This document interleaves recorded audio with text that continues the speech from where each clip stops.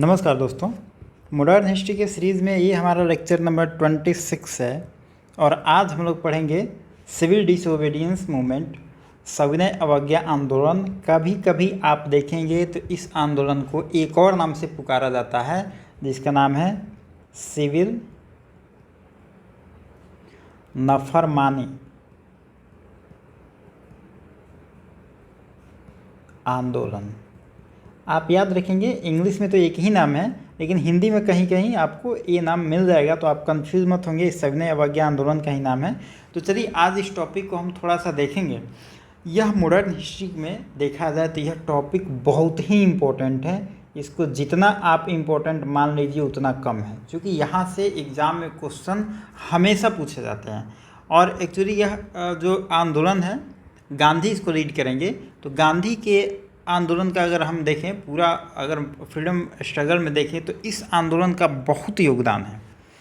चलिए आज हम इसमें देखेंगे, अब पढ़ेंगे इसको तो आप खुद ही समझ जाएंगे कि इसका क्या योगदान है और यहाँ से क्वेश्चन क्यों बनता है ज़्यादा।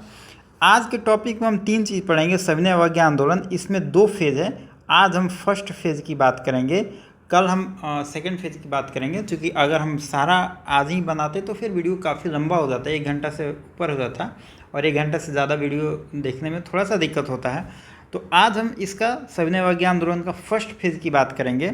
दूसरा हम इससे रिलेटेड दांडी यात्रा की बात करेंगे। दांडी यात्रा कब होती है, कैसे होती है, और इस पर बीपीएससी क्वेश्चन खूब बनाता है। ठीक है, इसमें कुछ फैक्ट है, बहुत सिंपल फैक्ट है। आप एक बार अगर बढ़िया से समझ लेंगे, दिमाग में रिकॉल कर लेंगे तो फिर आपको बाद में दिक्कत नहीं होगा। एक उसके बाद हम पढ़ेंगे गांधी इरविन समझौता होता है। ये किस लिए होता है, क्यों, कारण क्या था। तो ये तीनों ही टॉपिक काफ़ी इंपॉर्टेंट है। एग्जाम में क्वेश्चन बीपीएससी इन तीनों टॉपिक से खूब बनाता है। तो चलिए इसको हम धीरे धीरे डिटेल में पढ़ते हैं। और देखिए सबसे ज़रूरी चीज़ है, कभी कभी ये ऐसा दे देता है ना, मॉडर्न हिस्ट्री में टॉपिक दे देगा, जैसे साइमन कमीशन, लाहौर अधिवेशन, सविनय अवज्ञा आंदोलन, दांडी यात्रा, 4 टॉपिक दे दिया। और ऐसे भी क्वेश्चन आता है कि कौन घटना पहले हुआ था, कौन घटना बाद हुआ था। तो थोड़ा सा आप क्रोनोलॉजी भी आपको पता होनी चाहिए, तो ये ठीक रहेगा आपके लिए।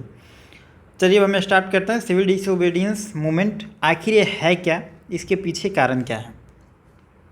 देखिए सबसे पहले तो हम देखेंगे कि इसमें ये होता क्यों है, आखिर यह क्या मजबूरी थी उस समय, क्या ऐसी ज़रूरत आन पड़ी थी कि जो गांधी नॉन कोऑपरेशन को वापस ले लेते हैं, फिर कहते हैं कि हम सिविल डिसोबीडियंट मूवमेंट करेंगे और पब्लिक भी तैयार हो जाता है, गांधी भी तैयार हो जाता है। तो आखिर ऐसा कंडीशन क्या हो गया था, इसके लिए हमको जानना ज़रूरी है।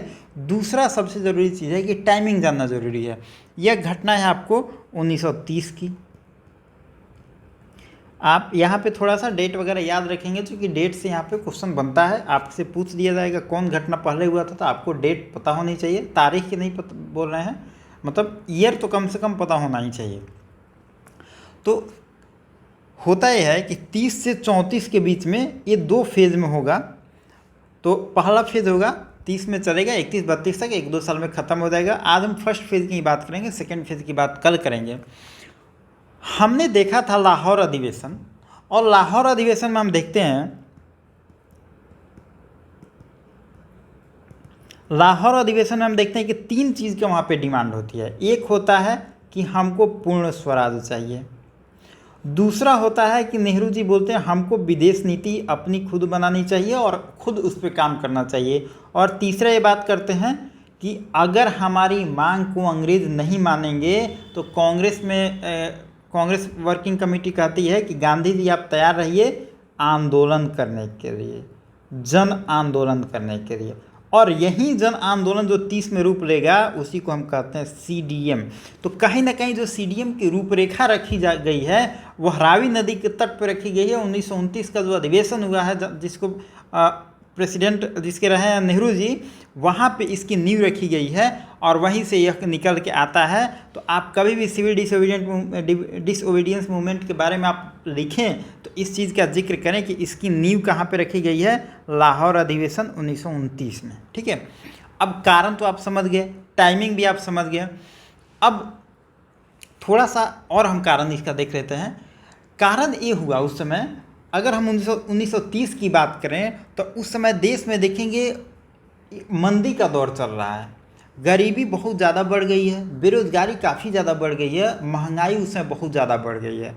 और दूसरा बात देखें, एक तरफ तो जो नीति है अंग्रेज़ों की, देश में गरीबी, महंगाई, बेरोज़गारी बढ़ गई है, जनता में आक्रोश है। दूसरी तरफ हम देखें तो लाहौर कांग्रेस में इंडियन नेशनल कांग्रेस ने एक घोषणा कर दिया कि हम जन आंदोलन करेंगे। और तीसरी सबसे बड़ी बात है कि उस समय दुनिया के और सब देशों में क्रांति की लहर दौड़ पड़ी है। तो वहाँ से लोग देख रहे हैं कि दुनिया के देशों में क्रांति हो रही, तो हमारे देश में क्रांति क्यों नहीं हो सकती है, हम कुछ आंदोलन करें। और यही सारे जो मुद्दा है, यही सारे मुद्दा को गांधी समझते हैं और जो आंदोलन वापस लिए हैं नॉन कोऑपरेशन वाला। तो अब गांधी को लग रहा है कि अब टाइम आ गया है कि लोग को मोबिलाइज किया जाए और फिर एक आंदोलन का रूपरेखा रखा जाए और आंदोलन किया जाए। यही सब 2-3 मांग थी। इसी के बदौलत गांधी ने टाइमिंग को देखा और लोगों को मोबिलाइज करके एक आंदोलन स्टार्ट करते हैं। इसका कारण यही 2-3 था। पहला तो लाहौर अधिवेशन, दूसरा आप कारण बताएंगे क्या, जो पब्लिक के बीच में महंगाई, बेरोजगारी और भूखमरी की समस्या बढ़ गई है, और तीसरा अंतर्राष्ट्रीय कारण था। देखिए, किसी भी देश में कभी भी जब जनता के बीच में महंगाई बढ़ती है, गरीबी बढ़ती है, असंतोष बढ़ता है, बेरोजगारी बढ़ती है, तो सत्ता चाहे किसी का भी हो, जनता लात मार देती है। आप ये चीज़ हमेशा याद रखें, सत्ता राजशाही हो या लोकतंत्र हो, कुछ भी हो, अगर पब्लिक के बीच में अगर ये सब चीज़ें जब बढ़ने लगती है तो सत्ता किसी का भी हो, जाना बिल्कुल तय होता है। ये इतिहास में भी हुआ है, वर्तमान में भी ये बात सही है। चलिए, ये तो अलग बात है। तो चलिए अब थोड़ा सा हम देख लेते हैं कि आंदोलन हो रहा है तो आंदोलन के साथ साथ किस तरीके से आंदोलन, ऐसा तो है नहीं कि गांधी जी उठते हैं किसी सुबह में और मूड बना कर चलिए आज से आंदोलन करते हैं। उसकी एक प्रारूप रखी जाती है, रूपरेखा रखी जाती है, जो हमारे जानने के लिए ज़रूरी है। क्योंकि अगर हम एग्ज़ाम में जब आंसर लिखेंगे तो हमको एक क्लियर होना चाहिए कि कैसे कैसे आंदोलन स्टार्ट होता है। तो देखिए, हम कुछ बातों पे कुछ पॉइंट पे बात करेंगे। CWC का मीटिंग होता है। CWC मतलब कांग्रेस वर्किंग कमेटी का एक मीटिंग होता है। उस समय कोई भी काम होता था तो पहले कांग्रेस वर्किंग कमेटी का मीटिंग होता था। कांग्रेस के बड़े आला अधिकारी नेता बैठते थे, उसमें प्रस्ताव रखा जाता था, वोटिंग होता था, और अगर वोटिंग में प्रस्ताव को मेजोरिटी से पास कर दिया जाता था तब वह हो जाता था कि ओके, अब इसको इम्प्लीमेंट किया जाएगा। तो जनवरी 1930 की ये बात है। साबरमती में बैठक होती है। देखिए, ये सब आपको जानना ज़रूरी नहीं है, आप याद मत रखिएगा, थोड़ा सा समझने के लिए मैं बता दे रहा हूँ। इसमें गांधी जी को आंदोलन चलाने की अनुमति दे दी जाती है कि गांधी जी आपको ये परमिशन दिया जाता है कि आप आंदोलन चलाइए, आपके नेतृत्व में आंदोलन चलेगा, आप चलाइए। अब गांधी जी को जब परमिशन मिल गया तब फरवरी 1930 में क्या करेंगे कि गांधी जी जो अपना पक्ष रखे हैं कि हम किस लिए आंदोलन चला रहे हैं, इस पक्ष को रखने के लिए एक पत्र लिखेंगे, और वो पत्र लिखेंगे उसमें जो वायसराय है उसको लिखेंगे, और वायसराय को पत्र लेटर लिखेंगे और उसमें यह कहेंगे 11 मांग रखेंगे अपना। इसको ये भी कहा जाता है 11 सूत्रीय मांग कहा जाता है इसको। मतलब गांधी जी जो लेटर लिखेंगे उसमें 11 मांग मनवाएंगे कि आप इन चीज़ों को मान लीजिए, अगर आप इन चीज़ों को नहीं मानते हैं तो हम आंदोलन करेंगे। गांधी को पता है अंग्रेज इन सब चीज़ों को मानने वाले हैं नहीं, तो आंदोलन तो होगा ही। लेकिन अगर ऐसे उठ के आंदोलन स्टार्ट कर देंगे तो अंग्रेज कहेंगे आपको बताना तो चाहिए। लेकिन गांधी सिस्टमेटिक काम कर रहे हैं, पहले ये अपना मांग रख दिए, मांग तो ये मानेंगे नहीं, और जब मांग मानेंगे नहीं तो फिर हम तो अपना मांग के लिए आंदोलन कर रहे हैं, आप कुछ कर भी नहीं सकते हैं। तो देखिए, यही सिस्टमेटिक काम गांधी करेंगे। इसलिए गांधी का आंदोलन आप देखेंगे ना, हमेशा सफल रहेगा, क्योंकि वह आंदोलन में भी ना बड़ी एक अच्छी रूपरेखा बनाएंगे। और गांधी अपने आंदोलन का ड्राफ्टिंग खुद करते थे, कैसे एक्शन लेना है खुद करते थे, लीडरशिप खुद करते थे, सारा काम खुद करते थे। जब गिरफ्तार हो जाते हैं तब लीडरशिप किसी और को दे देंगे, लेकिन जब तक रहते हैं तब तक लीडरशिप खुद करेंगे।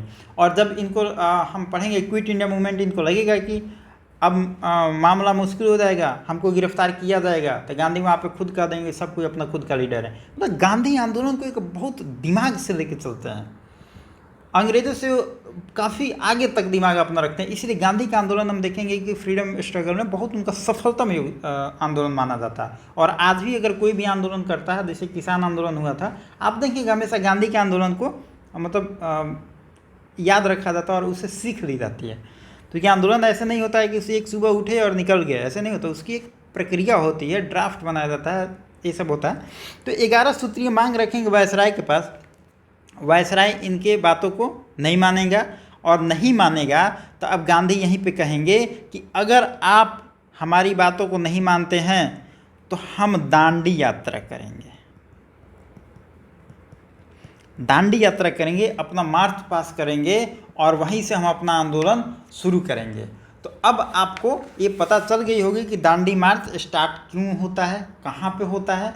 यह एक जो CDM था, जो सविनय अवज्ञा आंदोलन था, उसी का एक पार्ट है दांडी मार्च। और जब वायसराय इनकी बातों को नहीं मानता है तब ये उसके खिलाफ में दांडी मार्च करते हैं, वही है। अब देखिए थोड़ा सा दांडी मार्च पे ना BPSC में फैक्चुअल क्वेश्चन बहुत आते हैं, कई बार पूछा गया इस पे, तो हम इसको थोड़ा सा डिटेल में पढ़ लेते हैं। आप ऐसे क्रोनोलॉजी में थोड़ा सा देखिए कि कौन घटना पहले होती है, कौन बाद में होती है, क्योंकि ऐसा क्वेश्चन पूछा जाता है क्रोनोलॉजी में सजाने के लिए, तो आप इस पर भी ध्यान देंगे। अब देखिए थोड़ा सा दांडी मार्च के बारे में हम पढ़ लेते हैं। दांडी मार्च स्टार्ट होता है 12 मार्च 1930 और ये ख़त्म कब होगा, यह ख़त्म होगा 5 अप्रैल 1930। यह टोटल 24 दिन चलेगा और यहाँ पे आपको तीनों डेट याद रखना है, जब स्टार्ट हो रहा है, जब ख़त्म हो रहा है और कितने दिन चल रहा है, क्योंकि BPSC क्वेश्चन इस पे बना चुका है। BPSC क्वेश्चन इस पे 1-2 साल पहले बना चुका है और बाकी सारे एग्जाम में देखेंगे तो इन पे भी क्वेश्चन आया है, इन पे भी क्वेश्चन आया है। तो यह जो तीनों डेट है, तीनों डेट नहीं है, मतलब 24 दिन है, तीनों जो फैक्ट हैं आपको एकदम कंठास्थ होना चाहिए कि दांडी यात्रा कब स्टार्ट हो रही है, कब ख़त्म हो रही है, कितने दिन चल रहा है। साथ में कुछ और फैक्ट हैं, टोटल 78 लोग शामिल थे इसमें, ठीक है, ये भी आपको याद होना चाहिए। क्योंकि देखिए दांडी यात्रा में है कुछ नहीं, सिर्फ फैक्चुअल है, 4-5 फैक्ट है, तो आप इस पर सारा फैक्ट याद रखेंगे, क्योंकि यहाँ से फैक्ट ही पूछा जाता है। इसमें 78 लोग हैं। अब कहाँ से कहाँ ये स्टार्ट हो रहा है, देखिए दांडी यात्रा जो स्टार्ट होगा इनका साबरमती आश्रम से,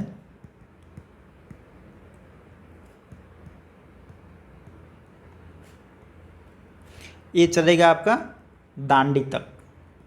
दांडी है कहाँ पे, एक जगह का नाम है दांडी। यह अगर हम बात करें तो नौसारी जिला में पड़ता है। दांडी नौसारी जिला में पड़ता है। तो साबरमती से स्टार्ट होगा इनका यात्रा और नौसारी जिला पे, जहाँ पे दांडी है, जाके ख़त्म होगा। टोटल 240 किलोमीटर का जर्नी है और गांधी अकेले स्टार्ट करेंगे, लेकिन शुरुआत इनका होगा, मतलब अकेले नहीं, मतलब 78 लोगों के साथ। लेकिन जब वहाँ तक, जब दांडी, यहाँ पे 78 लोग हैं साबरमती के पास, लेकिन जब स्टार्ट करेंगे तो 78 लोगों के साथ करेंगे, लेकिन जब तक दांडी पहुँचेंगे ना, ये इतना बड़ा हुजूम हो जाएगा, इतनी बड़ी मतलब लोगों की संख्या हो जाएगी कि दूर दूर उसमें जो भी पत्रकार हैं, वेब मिलर उसमें पत्रकार है, अमेरिकन पत्रकार जो इस समय की घटनाओं को लिखता है, और वो लिखता है कि इतना लोगों का झुंड हो जाएगा कि गांधी तो आगे हैं, लेकिन पीछे देखते देखते लोग, रास्ता ख़त्म हो जा रहा है, लोगों का भीड़ ख़त्म नहीं हो रहा है, इस तरीके से लोगों का हुजूम हो जाएगा। गांधी का कद उसमें बहुत बड़ा हो गया रहेगा। इस समय के 1930 की दशक की अगर हम बात करें तो कहा जाता है कि गांधी अपने पीक पे थे उस समय। हर आदमी के जीवन का एक पीक टाइम आता है, गांधी का कहा जाता है कि उसमें लोगों में इतना ज़्यादा उम्मीद हो गया था कि लोगों को, कहीं जाते थे गांधी और मिलने के लिए कहीं पे, तो लोगों को लगता था कि अगर गांधी से हम एक बार मिल लेते हैं, गांधी से हम एक बार बात कर लेंगे, तो शायद मेरा जो तबीयत ख़राब है वो ठीक हो जाएगा। लोगों को ऐसा परसेप्शन होने लगा था गांधी के प्रति। गांधी को एक नज़र भर देखने के लिए लोग तरसते थे उस समय। कहीं लोग गांधी जाते थे तो गांधी की बात सुनने के लिए, भाषण सुनने के लिए लोग इकट्ठा हो जाता था, जबकि गांधी एक बहुत अच्छे भाषण नहीं दे पाते थे। गांधी के पास ज्ञान तो खैर बहुत ज़्यादा था, लेकिन कहा जाता है कि गांधी उतने अच्छे भाषण नहीं दे पाते थे जितना बड़ा उनका व्यक्तित्व था। भाषण देने में देखिएगा हमेशा आप नेहरू जी का नाम आता है, नेहरू जी बहुत अच्छी भाषण देते थे, लेकिन गांधी का फिर भी इतना फैन क्लब उसमें बढ़ गया है कि उनको लोग ये सोचते हैं कि हम गांधी से कहीं नाराज़ हो गए हैं इसीलिए हमारा तबीयत खराब हो सकता है। कहीं कहीं आप हिस्ट्री में पढ़ेंगे तो इस टाइप की भी घटनाएं आती हैं कि लोगों का कभी तबीयत खराब होगा तो लोग ये भी सोचेगा कि शायद हम नहीं गए थे उनका भाषण सुनने, तो हो सकता है गांधी जी हमसे नाराज़ हो गए तो मेरा तबीयत खराब हो गया। मतलब एक गजब का परसेप्शन है। उसमें गांधी को लोग एक अवतार के रूप में मानने लगे। गांधी इसलिए जब जब दांडी तक के पहुँचेंगे तो इतना बड़ा हुजूम हो जाएगा कि वेब मिलर लिखता है कि रास्ता ख़त्म हो गया लेकिन लोगों की भीड़ ख़त्म नहीं हुई, इस टाइप का बात लिखता है। तो ये तो रहा साबरमती और दांडी का जो हुआ। देखिए 5 अप्रैल को गांधी पहुंचेंगे दांडी, 5 अप्रैल 1930 को पहुंचेंगे और अगले दिन 6 अप्रैल को सुबह में गांधी वहाँ पे एक मुट्ठी नमक उठाएंगे और नमक उठा के कानून को भंग करेंगे। और इसी के साथ CDM मतलब स्टार्ट हो जाएगा। क्या कहेंगे इसको, CDM स्टार्ट हो जाएगा। तो देखिए ये CDM जो सविनय अवज्ञा आंदोलन हमारा स्टार्ट होता है वो कब स्टार्ट होगा, जब गांधी एक मुट्ठी नमक उठाएंगे तब स्टार्ट होगा। मतलब यहाँ से साबरमती से चलेंगे और दांडी पहुँचेंगे और वहाँ पे जो समुद्र का पानी होगा, एक अपने मुट्ठी में एक मुट्ठी पानी उठाएंगे। और देखिए वो एक सिंबॉलिक है, ऐसा नहीं कि गांधी वहाँ पहुँच कर नमक बना रहे हैं, वह एक सिंबॉलिक इनका काम है कि नमक खुद बनाएंगे। अब आपके दिमाग में ये चीज़ आ रहा होगा कि नमक क्यों बना रहे हैं गांधी। गांधी नमक इसलिए बना रहे हैं कि उस समय नमक पे टैक्स लग गया है और नमक पर उस समय 14 गुना टैक्स लग गया है। जो नमक टैक्स फ्री होता था उसमें अंग्रेज़ों ने 14 गुना टैक्स लगा दिया है। और जो नमक का उत्पादन सदियों से भारतीय खुद करते थे, जो कोस्टल एरिया के लोग हैं वो खुद नमक का अपना उत्पादन करते थे। तो अंग्रेज़ों ने कहा कि अब नमक का उत्पादन प्रोडक्शन आप नहीं करेंगे, अब हम करेंगे। और जब अंग्रेज़ों के हाथ में वो चला गया तब उस पर 14 गुना टैक्स लगा देते हैं। और जो नमक है बहुत बेसिक चीज़ है, वो सबकी ज़रूरत है, वह एक अमीर हो या गरीब हो, सबके घर में उतना ही नमक ज़रूरत है और सबको बराबर टैक्स देना है। तो यह जो नमक का टैक्स होता है लोगों के बीच में बहुत मतलब ये भारी लगता है, बहुत ज़्यादा टैक्स हो गया और बहुत नेसेसरी आइटम है।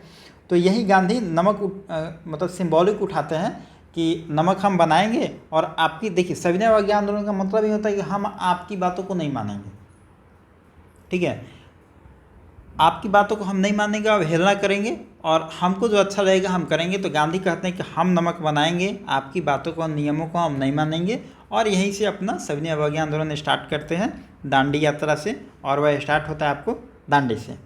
देखिए यहाँ पे 2 सवाल बनता है और थोड़ा सा आप यहाँ पे याद रखेंगे ये चीज़। एक सवाल तो आपका ये बनता है कि दांडी यात्रा की शुरुआत कहाँ से होती है। देखिए इस दोनों सवाल में ना थोड़ा सा कन्फ्यूज़न होता है। दूसरा होता है सविनय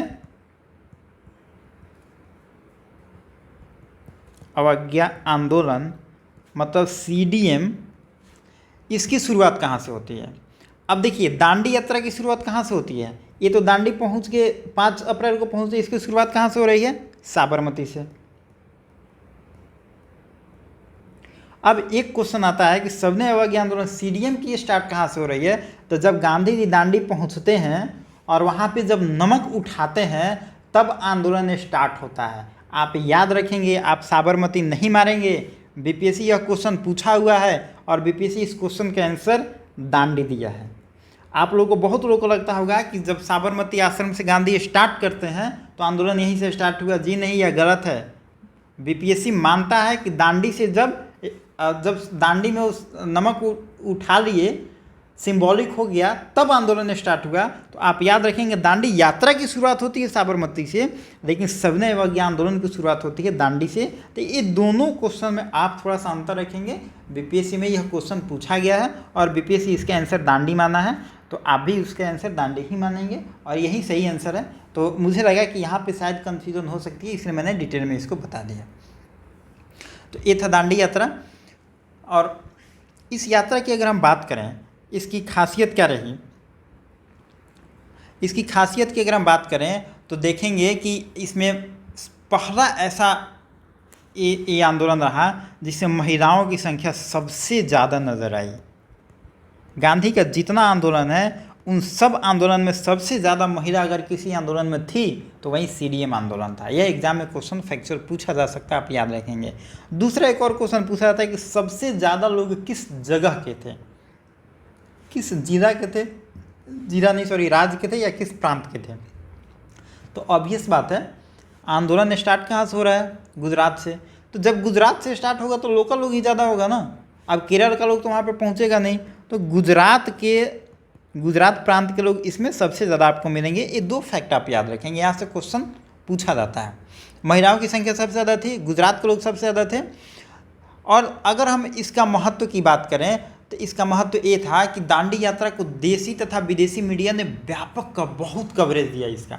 वेब मिलर में हम बताया जो अमेरिकी पत्रकार था, अमेरिका के पत्रकार अपने न्यूज़पेपर में छापता है और वहाँ पे फ्रंट पेज पे इन गांधी की इस घटना का जिक्र होता है। और दुनिया में जो भारत का अपना मकसद था जो आंदोलन का, इसके पहले इतने खुले स्तर पे नहीं छपा था पेपर में। इस CDM के बदौलत पेपर में दुनिया के बहुत पेपरों में मतलब हर जगह एक भारत के पक्ष को छापा गया और भारत के पक्ष को वहाँ पे रखा गया, जो एक बहुत बड़ी बात थी।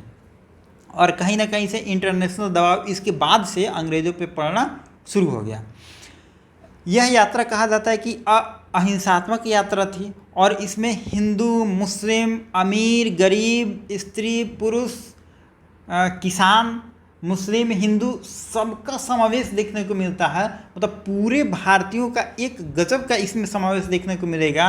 किसी भी धर्म और जाति से लोग इसमें बटे नहीं हैं, सब एकजुट होकर इसमें आएंगे और सब लोग गजब एक नेशनलिज्म का एक अच्छा एग्जाम्पल देंगे यहाँ पे।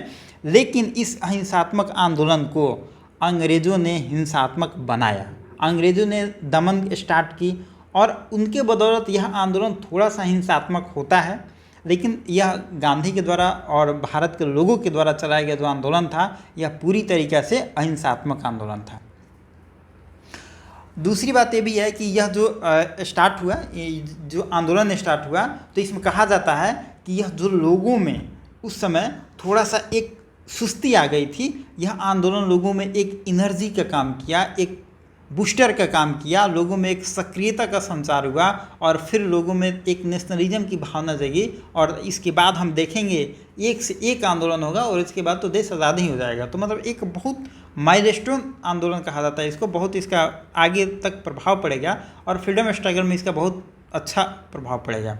इसी टाइम में जब गांधी जी आंदोलन करेंगे तो अंग्रेज़ तो चुप रहेंगे नहीं, वो भी कुछ करेंगे। गांधी को गिरफ्तार कर लिया जाएगा। गांधी को गिरफ्तार करके इस सोलापुर में इनको गांधी जी को सोलापुर में गिरफ्तार कर लिया जाएगा और उनको जेल में डाल दिया जाएगा।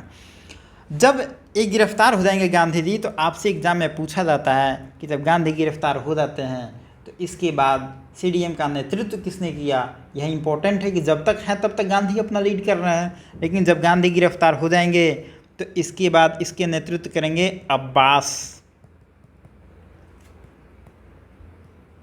तैयब जी। और यह कई बार एग्जाम में यह क्वेश्चन पूछा गया है, आप इसको याद रखेंगे।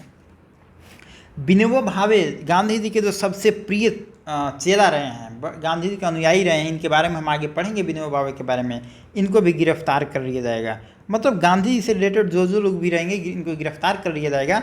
अब्बास तैयब जी जो होंगे CDM का नेतृत्व करेंगे गांधी के गिरफ्तारी के बाद, और यह आप याद रखेंगे। ठीक है, तो यही था। दांडी से इतना ही क्वेश्चन बनता है, इससे ज़्यादा कुछ बनता नहीं है, बहुत फैक्चुअल क्वेश्चन बनता है। तो आप वो सब याद रखेंगे। 12 मार्च से स्टार्ट होता है, 5 अप्रैल को पहुंचते हैं, 6 अप्रैल को नमक उठा के आंदोलन स्टार्ट करते हैं, 78 लोग के साथ निकलते हैं और यही सब जो है यही सब फैक्चुअल वहाँ से क्वेश्चन बनता है। ठीक है, अब देख लेते हैं जो सविनय अवज्ञा आंदोलन है CDM में, इसकी विशेषता क्या है। कोई भी आंदोलन जब होगा तो उसका कुछ विशेषता होगा। देखिए, इसके पहले थोड़ा एक चीज़ और देख लेते हैं कि आखिर नमक को ही गांधी क्यों चुनते हैं। जैसा कि हमने ऊपर बताया कि नमक सबके लिए ज़रूरी था, एक कॉमन चीज़ था, जो अमीर हो, गरीब हो, हिंदू हो, मुसलमान हो, सबको नमक की ज़रूरत है। दूसरा आप ये भी चीज़ देखेंगे, कोई भी आंदोलन होता है या कोई भी लोगो बनाया जाता है तो उस लोगो को इस आधार पे बनाया जाता है कि मास मीडिया उसमें कवर हो और उसको किसी एक चश्मे के रूप से ना देखा जाए। आप देखेंगे कुछ दिन पहले जब तनिष्क एक ऐड दिया था तो उसमें कुछ धार्मिक एंगल आ गया था, जो उसका काफ़ी क्रिटिसिज्म हुआ था। कोई भी जब लोगो बनाया जाता है ना तो उसको काफ़ी हद तक ये ध्यान दिया जाता है कि किसी धार्मिक एंगल से उस पर असर ना पड़े। अब जैसे मानते हैं कि कुछ हम बनाते हैं जिसमें पीला रंग है, ठीक है, कुछ लोगो बनाते हैं जिसमें पीला रंग से मार्क हम कर देते हैं, तो पीला रंग जो है हिंदू में शुभ माना जाता है।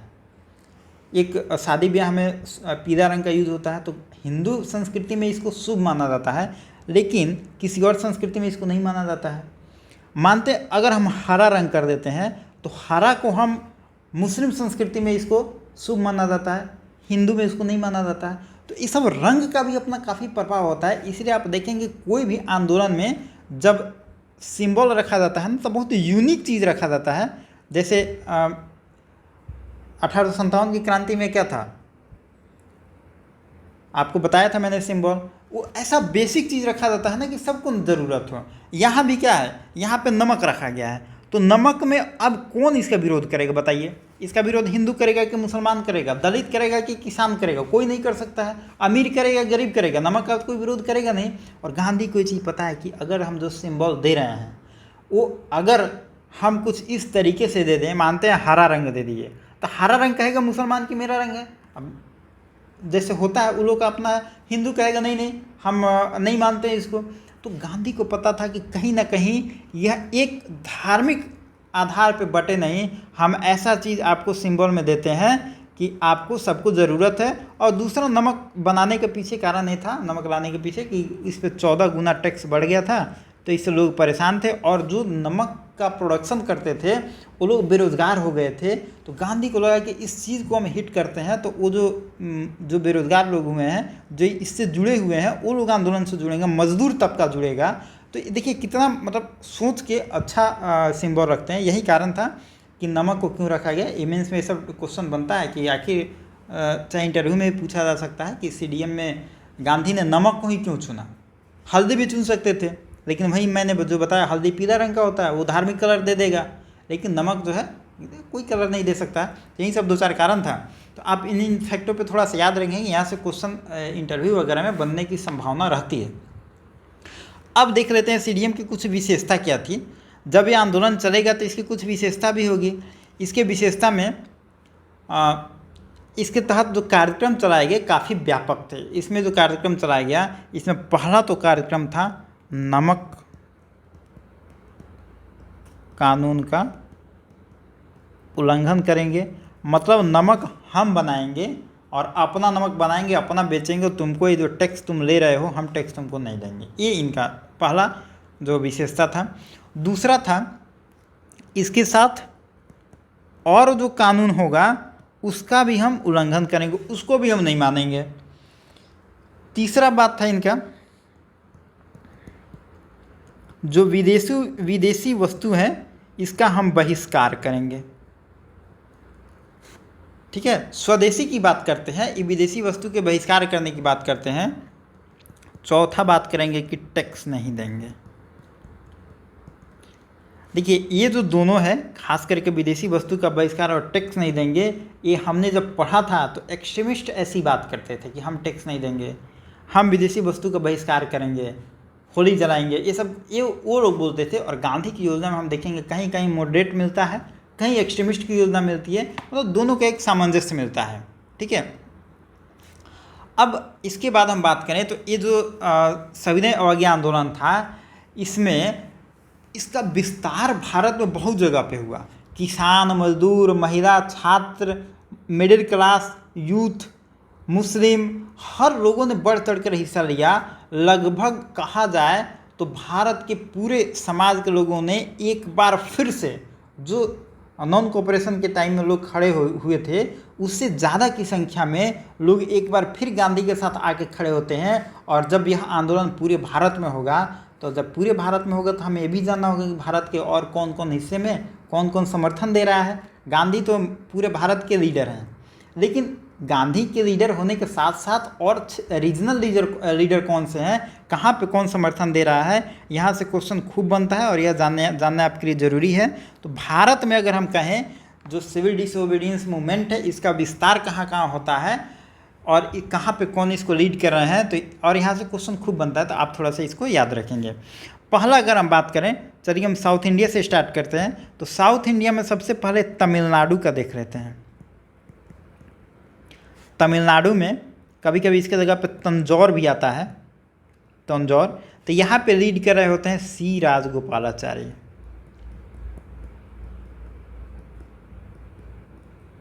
सी राजगोपालाचारी तंजौर में लीड कर रहे होते हैं। गांधी जी के समर्थन में, गांधी जी के समर्थक हैं, बहुत अच्छे भारी समर्थक हैं। और इसके बाद हम देखेंगे केरल की बात करें, केरल में इसको लीड कर रहे होते हैं के केलप्पन। देखिए ये नाम थोड़ा सा ना आप याद रखेंगे, यहाँ पे नाम पूछा जाता है, ठीक है। उड़ीसा की बात कर रहे हैं, उड़ीसा की बात करें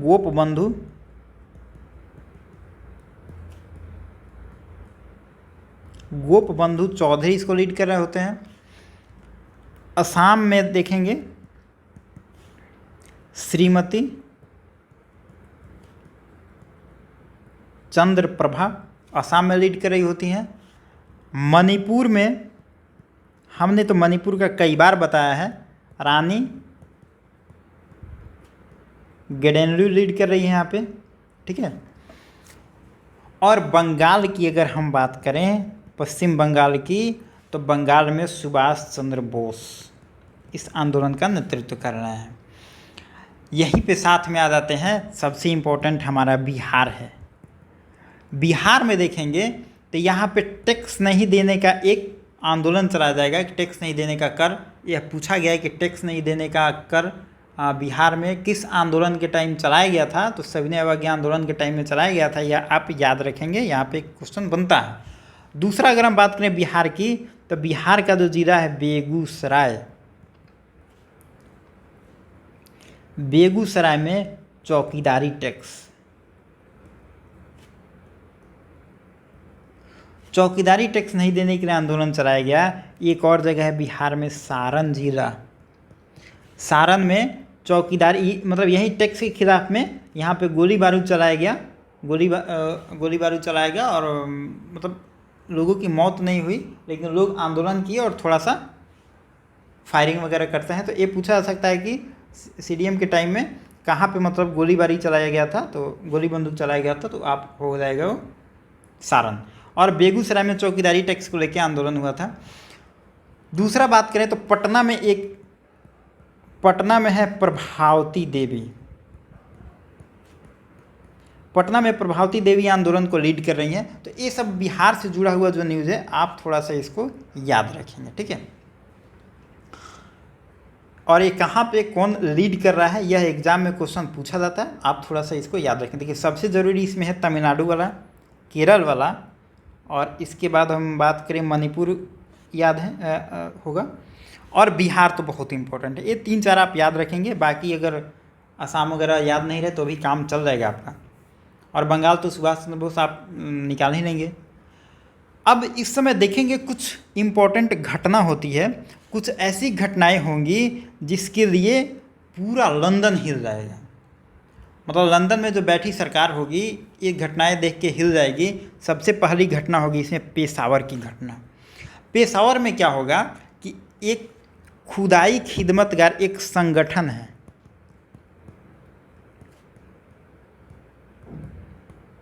खुदाई खिदमतगार एक संगठन है जिसको हम कहते हैं लाल कुर्ती वाले संगठन, लाल कुर्ती वाले संगठन, रेड शर्ट कहते हैं इनको। इसकी स्थापना कौन करते हैं, यह एग्जाम में कई बार पूछा गया, बहुत इंपॉर्टेंट, आप उसको याद रखेंगे। इसकी स्थापना करते हैं खान अब्दुल गफ्फार खान, ठीक है। अब ये जो संगठन बनाएंगे, खुदाई खिदमतगार संगठन इनका होगा। इस संगठन का एम क्या होगा, इस संगठन का अगर हम लक्ष्य की बात करें तो इसका लक्ष्य होगा राष्ट्रीय एकता, देश के लोगों को एकता में पिरोया जाए। और दूसरा होगा इसका लक्ष्य जो उपनिवेश है, जो कॉलोनी है ब्रिटेन की, जो भारत एक कॉलोनी बना हुआ है, उसके खिलाफ संघर्ष। मतलब देश को लोगों को एक करके इनका मकसद होगा कि हम ब्रिटिशर्स को भगा दें यहाँ से, तो यही इनका मकसद होगा। दो ही इसका कारण होगा। आपसे यह देखिए, यह पूछा जाता है खुदाई खिदमतगार किसने बनाया? खान अब्दुल गफ्फार खान। और इसका एम क्या था, ये भी आप दोनों याद रखेंगे। ये सब क्वेश्चन बहुत पूछे जाते हैं। यह एक हुआ क्या कि पेशावर में खान अब्दुल गफ्फार खान, इनको हम सीमांत गांधी भी कहते हैं। ये सब एग्जाम में देखिए, ये सब जो फैक्ट है ना, एक एक वन लाइनर फैक्ट जो है एग्जाम में बहुत पूछा जाता है, तो आप इसको थोड़ा याद रखेंगे। तो ये जो रेड शर्ट वाले हैं, खुदाई खिदमतकार जो संगठन है, अपने बैनर तले एक बड़ा अहिंसक मार्च निकालते हैं। ठीक है, जब ये मार्च निकालेंगे लगभग 90% इसमें मुस्लिम होंगे, 90% इस मार्च में मुस्लिम कार्यकर्ता होंगे।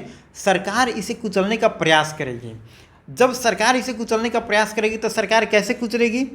पुलिस के द्वारा कुचलेगी। और पुलिस के द्वारा जब पुलिस वहाँ पे भेजा जाएगा तो गढ़वाल रेजिमेंट को वहाँ पे भेजेगी पुलिस, गढ़वाल रेजिमेंट। और गढ़वाल रेजिमेंट को हेड कौन कर रहे हैं? इनका नाम है चंद्र सिंह गढ़वाल। चंद्र सिंह गढ़वाल इनका नाम है। पूरे अंग्रेज कहेंगे कि गढ़वाल रेजिमेंट को भेजेंगे और बोलेंगे तुम दमन करो, ये जो लोग जा रहे हैं इसमें 90% युवा मुस्लिम कार्यकर्ता है जो एक अहिंसक मार्च निकाल रहे हैं। तो जब गढ़वाल रेजिमेंट वहाँ पहुँचेगा तो चंद्र सिंह गढ़वाल जब उसको लीड कर रहा है, वो देखेगा कि जो ये आ रहा है, मार्च आ रहा है, वो तो सब निहत्थे आ रहे हैं, खाली हाथ आ रहे हैं, अहिंसक है, इसमें हम क्या गोली चलाएं। अब यह क्या करेगा, गढ़वाल रेजिमेंट का जो हेड है चंद्र सिंह गढ़वाल, ये देखेगा कि एक तो निहत्थे हैं, दूसरे अपने भारतीय हैं, तो निहत्थे भारतीयों पे हम खुद भारतीय होकर गोली चलाएं, इसका हृदय परिवर्तन हो जाएगा वहीं पे, और यह गोली चलाने से इनकार कर देगा। जब गढ़वाल रेजिमेंट का हेड गोली चलाने से इनकार कर देगा तो पुलिस का कोई भी पुलिस उस पर गोली नहीं चला पाएगी। और यह जो घटना है मतलब ब्रिटिशर्स को हिरा देगा, और यह घटना लंदन तक पहुंच जाएगी कि पहली बार ऐसा हुआ कि आंदोलन में जो हमारे सेना है, जो हमारी आर्मी है, जो पुलिस हैं, हमारे खिलाफ चली गई और वह आंदोलन को कुचलने से मना कर दी। हालांकि जो गढ़वाल रेजिमेंट के जो सेना में लोग होंगे, खासकर चंद्र सिंह गढ़वाल होंगे, इनको कोर्ट मार्शल होगी, बहुत सज़ा दी जाएगी, लेकिन यह जो इंडिकेशन होगा, जो पुलिस के द्वारा जो कार्रवाई की जाएगी, यह इंडिकेशन कहीं ना कहीं लंदन की सरकार को हिरा देगी। अब देखेंगे कि सरकार यहाँ पे जो वायसराय बैठा है और वहाँ पे जो लंदन में जो प्रधानमंत्री बैठा है, दोनों को अब लगेगा कि भारत के लोग अब आंदोलन तेज कर रहे हैं, अब कहीं ना कहीं हमको झुकना पड़ेगा। अब देखिए अंग्रेज़ों का यहाँ से झुकना स्टार्ट होगा। आप ये याद रखेंगे, कई बार यह क्वेश्चन पूछा गया है चंद्र सिंह गढ़वाल पे और गढ़वाल रेजिमेंट पे, आप इन सब फैक्ट को थोड़ा याद रखेंगे। एक और घटना होगी यहाँ पे धरसना में। धरसना कहाँ पे है? धरसना गुजरात में एक जगह है। गुजरात में धरसना जो है एक नमक गोदाम का एक बहुत बड़ा नमक गोदाम है, जहाँ पे नमक बना के रखा जाता है। यहाँ पे इंडियन नेशनल कांग्रेस के जो समर्थक हैं ये धावा बोलेंगे और धावा बोल के उसको लूटपाट करेंगे। और जब ये सारी घटनाएं हो रही हैं, जब धरसना की घटनाएं हो रही हैं, तो गांधी जी उसमें कहाँ पे हैं? यरवदा जेल में हैं। गांधी जी उसमें यरवदा जेल में हैं। और यह क्वेश्चन पूछा जाता है कि जब ये सारी घटनाएं हो रही हैं तो गांधी जी कहाँ पे हैं? तो गांधी जी को आप याद रखेंगे, सोलापुर में गांधी जी को गिरफ्तार किया जाता है 6 अप्रैल को, और 6 अप्रैल को गिरफ्तार करके गांधी जी को यरवदा जेल में लाया जाएगा। और उसके बाद ये सारी घटनाएं होंगी। धरसना का घटना होगा और पेशावर की भी घटना उसके बाद होगी। धरसना की घटना में होगा कि गुजरात में एक जगह है जहाँ पे सरोजनी नायडू, यहाँ पे सरोजनी नायडू होंगी और इनके साथ में है मणिलाल गांधी। ये महात्मा गांधी के बेटे हैं, ठीक है। मणिलाल गांधी और सरोजनी नायडू और अली इमाम भी हैं। यहाँ पे अली इमाम भी हैं। इन तीनों लोगों के नेतृत्व में नमक कानून तोड़ने का एक आंदोलन चलाया जाएगा यहाँ पे धरसना में। और यह जो इनका नमक का गोदाम होगा, वहाँ पे ये लोग धावा बोलेंगे और नमक कानून तोड़ने का ये अपना आंदोलन करेंगे। ठीक है, पुलिस के द्वारा यहाँ पे बहुत विभत्स इनकी पिटाई होगी। मतलब यह इतना बहुत गलत तरीके से इनकी पिटाई होगी, बुरी तरीके से पिटाई होगी। फिर भी लोगों ने, मानना पड़ेगा उस समय के लोगों को कि फिर भी लोगों ने, पुलिस पीटते रही, लेकिन इस घटना से वहाँ के लोगों ने हिंसा नहीं अपनाया। पुलिस मारती रही, आप लेकिन सहते रहे। अगर आप गांधी मूवी देखे होंगे तो गांधी मूवी में एक जगह धर्षण का सीन दिखाया गया है कि पुलिस मार रही है और जो आंदोलनकारी हैं वो चुपचाप सह रहे हैं, खून निकल रहा है लेकिन वो चुपचाप सह रहे हैं। बड़ा विभत्स घटना है, इस गांधी मूवी में दिखाया गया है, आप देखे होंगे। तो ये सब घटनाएं हैं। और इसी घटना को जो मैंने कुछ देर पहले बताया था, वेब मिलर अमेरिकी एक पत्रकार है, अमेरिकी पत्रकार है, यूएसए नहीं है, यहाँ पे अमेरिकी ही लिख देते हैं। अमेरिकी पत्रकार है, उसका नाम है वेब मिलर। यह इस घटना को अमेरिका के पत्रिका में लिखिएगा, वहाँ पे पेपर में लिखिएगा और बहुत इसकी निंदा करेगा। और यह जो वेब मिलर है कुछ दिन तक गांधी के साथ साबरमती आश्रम में भी रुकेगा। यह एक आपसे एग्जाम पूछा जाता है कि गांधी जी के साथ कौन सा पत्रकार था जो उनके आश्रम में रुका था, तो वेब मिलर था। दूसरा पूछा जाता है कि गांधी जी का जो सीडीएम आंदोलन चल रहा था, सविनय अवज्ञा आंदोलन चल रहा था, तो उसकी कवरेज कौन पत्रकार कर रहा था, वह वेब मिलर कर रहा था। ठीक है, तो यही जब सब घटनाएं होगी तो वेब मिलर इसको लिखेगा और पूरे दुनिया में इसको बड़ी अच्छे से मतलब जगह मिलेगा। दूसरा एक मजदूरों का संघर्ष होगा, ये होगा सोलापुर और अहमदनगर में। सोलापुर और अहमदनगर में जो मजदूर होंगे उनका संघर्ष होगा। गांधी जी का गिरफ्तार हो जाएगा तो यहाँ के मजदूर विरोध करेंगे और पुलिस के साथ पुलिस और मजदूरों के बीच में बहुत संघर्ष होगा और एक झड़प होगी, उसमें फायरिंग भी होगा, कुछ मजदूर मरेंगे भी, कुछ पुलिस को भी चोट आएगी। लेकिन ये भी इसके बाद मार्शल लॉ लगाया जाएगा, बहुत लोगों को सजा दी जाएगी, जो भी घटनाएं होगी। लेकिन यहाँ पे आपको जानने की यही ज़रूरत है कि पुलिस और मजदूर के बीच में यहाँ पे संघर्ष होगा, कुछ लोग मारे जाएंगे, एक हिंसक झड़प होगी और उसके बाद जो कुछ लोग होंगे इस पर सोलापुर अहमदनगर में जो लोग भी दोषी पाए जाएंगे उनके खिलाफ मार्शल लॉ लगेगा। बहुत तरीके का बात होगा। यहाँ पे हम देखेंगे मजदूरों का थोड़ा सा मनोबल इस घटना के बाद कम हो जाएगा। और ये तीन घटना जो है कहीं ना कहीं ब्रिटिशर्स को लग गया कि अब जो भारत के लोग हैं वह अब उतावला हो गए हैं, अब आंदोलन के प्रति अपने आप को मतलब अपनी भावनाओं को समझ रहे हैं, एक नेशनलिज्म की भावना भी इनमें जग गई है। अब हम ज़्यादा दिन तक हम इन पे शासन नहीं कर सकते हैं, अब हमको थोड़ा सा झुकना पड़ेगा। अब इसके बारे में थोड़ा सा हम फैक्ट देख लेते हैं। जब 5 मार्च को गांधी जी पहुँचते हैं और जब दांडी के टाइम में पहुँचेंगे तो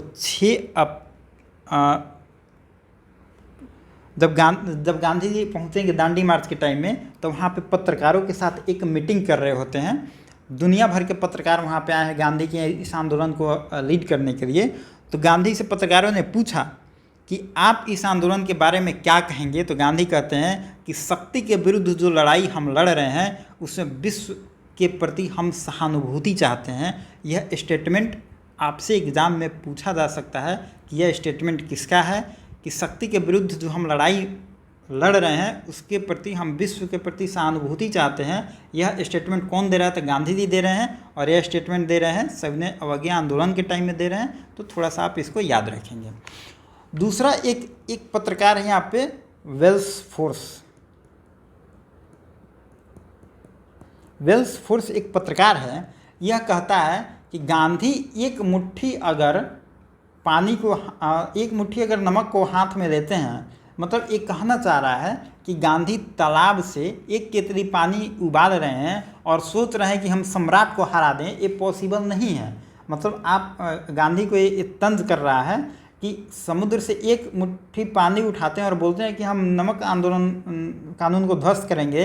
तो इससे कहीं ना कहीं सम्राट जो बैठा है ब्रिटेन में उसको आप हरा नहीं सकते, ये तंज कर रहा है। यह जब यह स्टेटमेंट देगा विल्स फोर्स, तो इसकी जगह पे एक स्टेट्समैन, एक न्यूज़पेपर है, यह न्यूज़पेपर इसका जवाब छापेगा और वो खुद लिखेगा कि गांधी समुद्र के पानी को, इसके स्टेटमेंट को एक कोट करेगा स्टेट्समैन और जवाब देगा कि गांधी समुद्र के जल को तब तक उबाल सकते हैं जब तक हमको डोमिनियन स्टेटस मिल नहीं जाता है। ठीक है, तो यह जो दोनों घटनाएं हैं यह एग्जाम में आपसे पूछा जा सकता है कि किस आंदोलन के संदर्भ में है। तो आप थोड़ा सा याद रखेंगे कि विल्सफोर्स कहता है कि आप 1 केतली पानी को उबाल रहे हैं तो इसका मतलब ये भ्रम मत पाल लीजिए कि आप सम्राट को हरा देंगे, और इसके जवाब में स्टेट्समैन जो न्यूज़पेपर है वो छाप रहा है कि गांधी समुद्र के पानी को तब तक उबाल सकते हैं जब तक डोमिनियन स्टेटस उनको मिल नहीं जाता। तो आप दोनों देखिए, यहाँ पे एक फैक्ट, 2 फैक्ट और एक यहाँ पे जो बताए थे हम पत्रकारों से गांधी बोलते हैं, 3 स्टेटमेंट आपको मिल गए। हर लेक्चर में मेरा टारगेट होता है कि 2-3 स्टेटमेंट आपको दे दें कि अगर स्टेटमेंट पे भी क्वेश्चन आए तो आप उसको आराम से कर सकें। ठीक है, तो ये हो गया इतना। सुभाष चंद्र बोस जब देखेंगे इस गांधी के आंदोलन को, पूरे आंदोलन को, तो सुभाष चंद्र बोस गांधी के आंदोलन को एक तुलना करेंगे और वो कहेंगे ये जो इनका आंदोलन है नेपोलियन बोनापार्ट को जब हम वर्ल्ड हिस्ट्री पढ़ेंगे तो वहाँ पे डिटेल में पढ़ेंगे, बड़ा इंटरेस्टिंग टॉपिक है वर्ल्ड हिस्ट्री। वहाँ पे हम देखेंगे नेपोलियन बोनापार्ट जो होता है वह एक अपना ऐसे ही यात्रा करेगा। उसकी यात्रा कहाँ से? एल्बा से पेरिस। ठीक है, और जब ये इनका दांडी मार्च होगा गांधी का, तो नेपोलियन का एल्बा से पेरिस से रिलेट करेंगे, और यह रिलेट कौन करेगा? सुभाष चंद्र बोस। यह कहेंगे कि गांधी का जो दांडी यात्रा है वो नेपोलियन के एल्बा से पेरिस वाली घटना की तरह है। एल्बा से पेरिस वाली घटना की तरह है। किसका? ये गांधी का जो दांडी यात्रा है उसको रिलेट करेंगे, और इस करेंगे कौन? सुभाष चंद्र बोस। तो आपसे यह भी एग्जाम में क्वेश्चन पूछा जाता है, कई बार ये पूछा गया है स्टेट पीसीएस में, आप इसको थोड़ा सा याद रखेंगे। देखिए, इस टॉपिक से बहुत फैक्चुअल क्वेश्चन बनते हैं, थोड़ा सा बड़ा टॉपिक है और इससे क्वेश्चन बहुत ज़्यादा बनते हैं, तो थोड़ा सा आप इसे याद रखेंगे। अब इतना घटना तो हो गई, अब हम बता रहे हैं, पहले ही आपको बताएं कि अब जब 3-4 घटनाएं होगी, धरसना की घटनाएं हैं, पेशावर की घटनाएं हैं, और अहमदनगर और सोलापुर की जो घटनाएं होंगी, तो अब लंदन तक हिल गया है। अब लोगों को लगेगा, ब्रिटिशर्स को लगेगा कि हमें कहीं ना कहीं अब झुकना चाहिए और गांधी से बात करना चाहिए, भारत के लोगों की बात सुनना चाहिए। तब गांधी इरविन समझौता होगा। इरविन उसमें बेचैन हो जाएगा। तो अब हम देखते हैं कि आखिर इरविन बेचैन क्यों हो जाता है। उसी इरविन को गांधी पहले लेटर लिखते हैं, 11 सूत्रीय मांग लिखते हैं सीडीएम स्टार्ट करने से पहले, तो उसमें ध्यान नहीं देता है। लेकिन अब अचानक इसको क्या हो जाता है, इरविन अचानक अब बेचैन क्यों हो जाता है?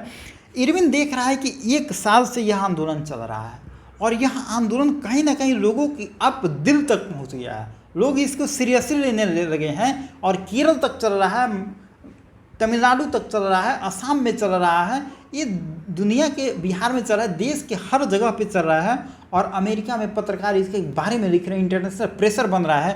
कहीं ना कहीं इरविन अब बेचैन नज़र आ रहा है। अब उसको लग रहा है कि हमको गांधी से मिलना चाहिए, बात करना चाहिए, आंदोलन को दबाना चाहिए, क्योंकि यह आंदोलन को वो दबा नहीं पा रहा है। आंदोलन दबाने के लिए सबसे ज़रूरी चीज़ होती है कि आप पुलिस का समर्थन करिए, और पुलिस भी हम देखे हैं कि पेशावर की, जो धरसना की घटना होती है, नहीं, पेशावर में ही चंद्र सिंह गढ़वाल की जो घटना होगी, वहाँ पे पुलिस जो है विरोध कर देते हैं, गोली नहीं चलाते हैं। तो अब ब्रिटिशर्स यहाँ पे परेशान हैं। अब इसके पास एक ही मुद्दा बचता है। इरविन सोचता है कि हम गांधी से बात करें, और वहाँ पे लंदन में एक राउंड टेबल कॉन्फ्रेंस चलाया जा रहा है, और राउंड टेबल कॉन्फ्रेंस में मकसद इसका ये है कि जितने क्षेत्रीय नेता हैं और यहाँ पे गांधी हैं, इन सबको लंदन बुला लिया जाए। अब सब नेता अगर चले गए लंदन तो फिर आंदोलन करेगा कौन?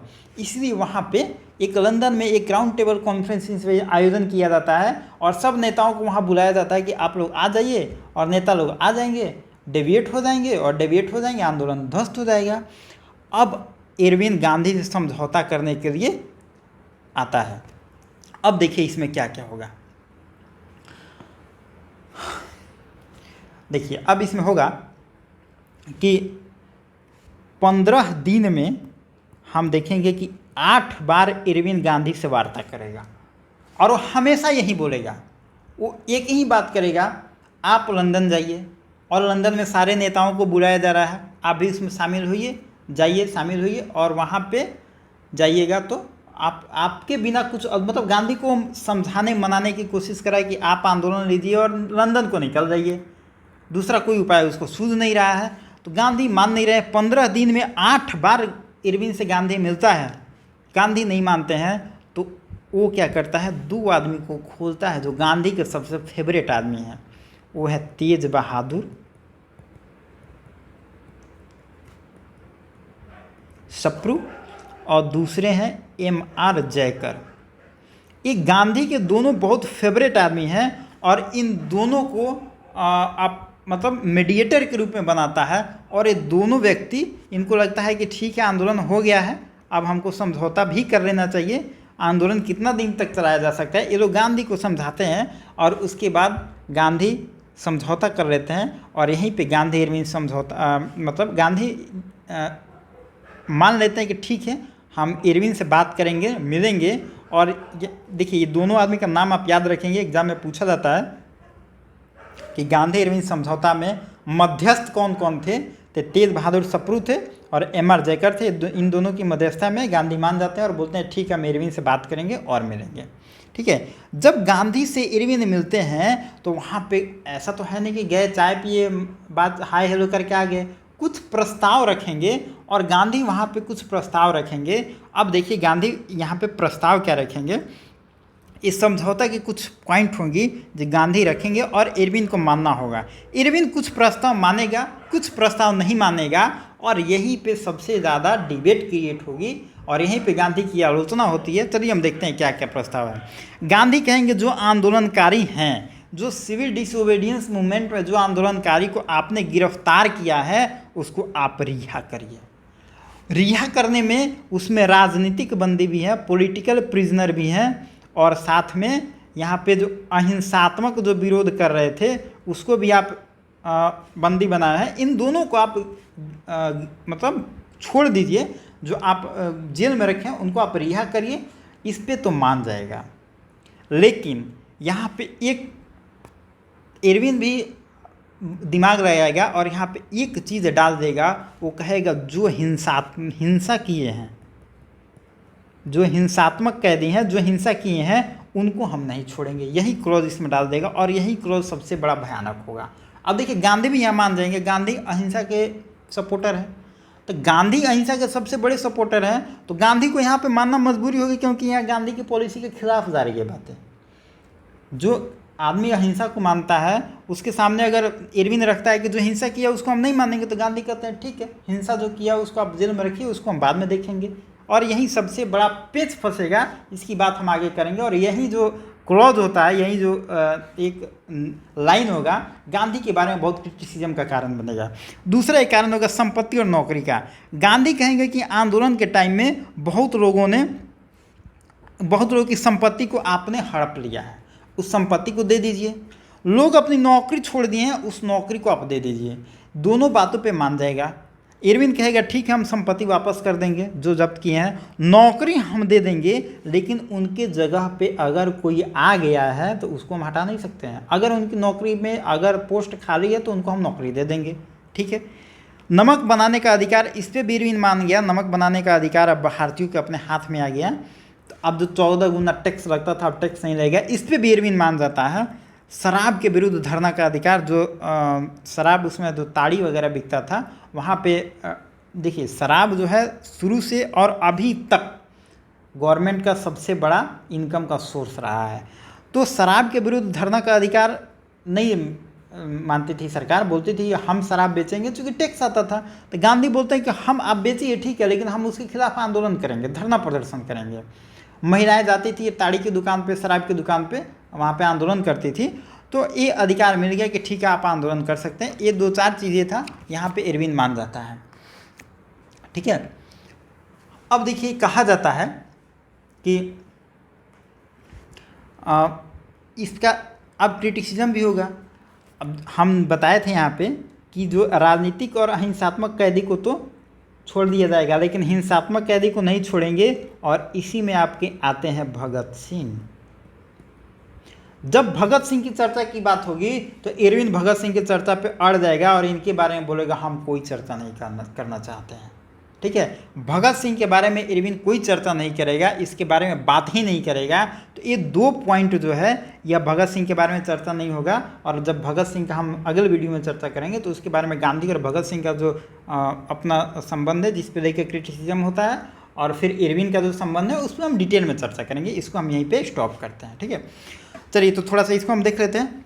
अब इसमें आलोचना होगी, जब इतना बड़ा आंदोलन है तो उसका आलोचना भी कुछ होगा, कुछ पॉजिटिव पॉइंट होगा, कुछ नेगेटिव पॉइंट भी होगा। इस आंदोलन में कहा जाएगा कि यह आंदोलन जो पूर्ण स्वराज के उद्देश्य से चलाया गया, 1929 का जो लाहौर सेशन है वो तो पूर्ण स्वराज की बात करता है और इसी के आधार पर यह चलाया गया CDM। लेकिन यह कहीं ना कहीं कुछ मुद्दों पे आके टिक गया और यह डोमिनियन स्टेटस को भी नहीं ले पाया। मतलब लोग आलोचना करते हैं, कहते हैं पूर्ण स्वराज से आप लेके स्टार्ट किए, लेकिन ये तो डोमिनियन स्टेटस भी आपको नहीं मिला, कुछ 4-5 मुद्दा मिला और आप आंदोलन को ख़त्म कर दिए। दूसरा आंदोलन के नेगेटिव में कहा जाता है, मतलब नेगेटिव नहीं, आलोचना कर सकते हैं कि वायसराय द्वारा कुछ छूट दी गई जिससे आप खुश हो गए, और जो गढ़वाली रेजिमेंट थे उनको तो मतलब कोर्ट मार्शल हुआ, उनको तो सज़ा मिली, उसके बारे में आप कुछ बात नहीं किए। भगत सिंह के बारे में कुछ बात नहीं किया, तो ये सब इनका क्रिटिसिज्म कहा जाएगा। और दूसरा कहा जाएगा कि पुलिस दुर्व्यवहार को भी नहीं इरविन बात किया। जो पुलिस जाति जो कि धरसना में, पेशावर में, अहमदनगर में जो पुलिस की जाति हुई है, वहाँ पे बहुत लोगों की मृत्यु हुई है, उसके बारे में कुछ अब बात नहीं किए। तो ये सब जो है इसकी आलोचना की जाएगी साथ में। लेकिन इम्पोर्टेंस तो इसका है, ये भी ध्यान देना पड़ेगा। तो इम्पोर्टेंस में आप ये लिख सकते हैं कि उस समय का जो परिस्थिति थी उसमें यह आंदोलन का काफ़ी महत्व था।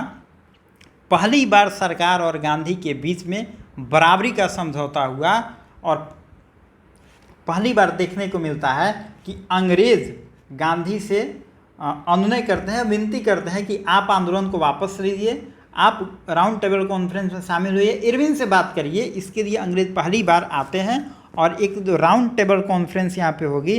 और देखिए राउंड टेबल कॉन्फ्रेंस का होता है कि ये शुरुआत कहाँ है अंत कहाँ है पता नहीं चलता है, मतलब आप कहीं भी बैठिए ना तो बराबरी का फील आता है। और ये पहली बार ऐसा घटना होगा कि गांधी और इरविन बराबरी में बैठ के और एक समझौता कर रहे हैं, एग्रीमेंट कर रहे हैं। तो कहीं ना कहीं भारतीयों का कद बढ़ाने के काम करेगा। और इस घटना के बाद से देखेंगे कि अंग्रेज़ थोड़े बैकफुट पे नज़र आएंगे और ये सारी घटनाएं इसके पक्ष में जाती है, सिविल डिसोबीडियंस मूवमेंट के बारे में पक्ष में जाती है। दूसरा बात है कि ये जो 21 के बाद, नॉन कोऑपरेशन के बाद जो ठहराव आ गया था, लोगों में एक जन चेतना का काम किया, उस दृष्टि से देखें तो यह आंदोलन का काफ़ी महत्व है। और तीसरा सबसे बड़ा इम्पोर्टेंस इसका है कि यह घटना को अब तक देखिए, भारतीय जो घटनाएं होती थी उसको नेशनल मुद्दे पे तो भारतीय मतलब राष्ट्रीय स्तर पे तो जगह मिलता था, इंटरनेशनल स्तर पे उसको जगह नहीं मिलता था। और वेब मिलर जैसे पत्रकार जो हैं इसको एक दुनिया के स्तर पर ले गए। वेब मिलर थे, वेल्सफोर्ड जो पत्रकार थे, फिर से एक स्टेट्समैन मैगजीन था, न्यूज़पेपर था। इन सारे पत्रिका में जब ये चीज़ छपा तो भारत के बारे में कहीं ना कहीं दुनिया में दबाव बना और यह इंटरनेशनल फैक्टर एक काम करने लगा ब्रिटिशर्स पे। तो यही सब कुछ कारण इसकी मतलब महत्व का पॉइंट है। तो देखिए इसकी आलोचना भी होती है। गांधी का जितना आंदोलन आप पढ़ेंगे, चाहे किसी का भी आंदोलन पढ़ेंगे, अभी जो किसान आंदोलन हुआ था ये भी काफ़ी सफल रहा, इसकी भी काफ़ी आलोचना होती है। तो आलोचना हर चीज़ की होती है, अच्छाई हर चीज़ की होती है, कुछ नकारात्मक भी हर चीज़ की होती है। आपकी भी चीज़ कोई आलोचना कर रहा हो तो घबराइए मत। जब गांधी जैसे लोगों की आलोचना हो सकती है तो आप कौन सी चीज़ है, आप अपने अच्छाई पर ध्यान दीजिए और अपना जो कर रहे हैं वो करते रहिए। अगर गांधी सोच रहे थे 1917 में उनकी आलोचना होती है सत्याग्रह में। अगर गांधी यहीं पे अगर डर जाते, 1921 में देखिए जो नॉन कोऑपरेशन चलाते हैं उसमें कितनी आलोचना हो रही है, 1931 में आलोचना हो रही है। अगर गांधी कभी भी इनको लगता कि मेरी आलोचना हो रही है, हमको चलते हैं अब अपना अफ्रीका में, चाहे कहीं भी बैरिस्टर थे, अपना कोट पहन के स्टार्ट कर देते अपना पेशा। लेकिन नहीं, वो जो काम कर रहे हैं उनको लग रहा है कि हम अपना काम सही से कर रहे हैं। लोगों को आलोचना करने दीजिए और एक दिन लोग मेरे पीछे आएंगे। और कहा जाता है कि जब कुछ अच्छा करते हैं तो पहले लोग आपको रोकते हैं, पहले आपको लोग टोकते हैं, फिर रोकते हैं, फिर आपके पैर को खींचेंगे, लेकिन तब भी अगर आप अपने धुन में लगे रहिएगा, आप सफल हो जाएंगे, तब वो आपके साथ हो जाते हैं। लेकिन जब तक आप शुरुआत में रहते हैं, पहले आपको लोग टोकेंगे, मना करेंगे, फिर रोकेंगे, फिर आपके पैर को खींचेंगे, लेकिन आप अपने धुन में लगे रहिए। जब आप सफल हो जाएंगे तो आपको लोग कहेगा गजब का लड़का था भाई, गजब का धुनी था, गजब का मेहनती था, किसी की बातों में नहीं पड़ता था, ये तो बाई बॉर्न ऐसा था, इसको एसडीएम बनना था, डीएसपी बनना था, बन गया। तो आप कभी भी लोगों की बातों में नहीं आइए, अपने दिल की सुनिए, और दिल की मतलब अच्छाई सुनिए, पढ़ाई लिखाई की बात सुनिए, और अपनी हॉबी की बात करिए। क्योंकि दिल का सेंस आता है तो दिल का नाम आता है तो सेंस कहीं और निकल जाता है, तो हम उसकी बात नहीं कर रहे हैं। आप अपना हॉबी देखिए, आपकी डिजायर क्या है, आप दुनिया में आप अपने लाइफ को कहाँ पे देखना चाहते हैं उसको देखिए, और उसके हिसाब से जो आपको स्ट्रेटजी बनाना है, जो टाइम टेबल बनाना अपना बनाइए। लोगों की मत सुनिए, जो भी सोसाइटी परिवार के लोग, देखिए परिवार के लोग तो कुछ कहेगा, ठीक है, उनको सुन लीजिए, अपना काम करते रहिए, और बाकी परिवार के थोड़ा सा सुनिए भी, बाकी इधर उधर जो भी है उनकी तो बिल्कुल ही मत सुनिए, है ना। तो सोसाइटी का प्रेशर बिल्कुल मत लीजिए, क्योंकि सोसाइटी किसी का हुआ नहीं है। गांधी का भी सोसाइटी सपोर्ट नहीं किया है, किसी का सोसाइटी सपोर्ट नहीं किया, आपका भी नहीं करेगा। आप इस चीज़ चंगुल से निकल जाइए कि सोसाइटी आपका सपोर्ट करेगा। तो ये रहा इम्पोर्टेंस। अब इसकी बात जब ये हो जाएगा तो इसके बाद राउंड टेबल कॉन्फ्रेंस होगा। तो अब वीडियो हो गया काफ़ी लंबा, हम इसको नेक्स्ट पार्ट में देखेंगे। नेक्स्ट पार्ट में हम देखेंगे राउंड टेबल कॉन्फ्रेंस होगा, और इसके बाद हम सीडीएम का सेकंड फेज़ देखेंगे, और सीडीएम के सेकंड फेज़ में हम देखेंगे मैकडोनाल्ड अवार्ड होगा, पुणे एग्रीमेंट होगा, ये सब टॉपिक हम देखेंगे। तो आज के टॉपिक में इतना ही पे हम ख़त्म करते हैं, वैसे भी 1 घंटे का वीडियो हो गया। तो चलिए, आपके लिए आज का एक क्वेश्चन है, एलन कैंपबेल जॉनसन किसके जीवनीकार थे? देखिए, ये तो क्वेश्चन हम आपको बताए ही नहीं, थोड़ा सा हम मिस कर गए। चलिए ठीक है, थोड़ा सा हम ऊपर बता देते हैं।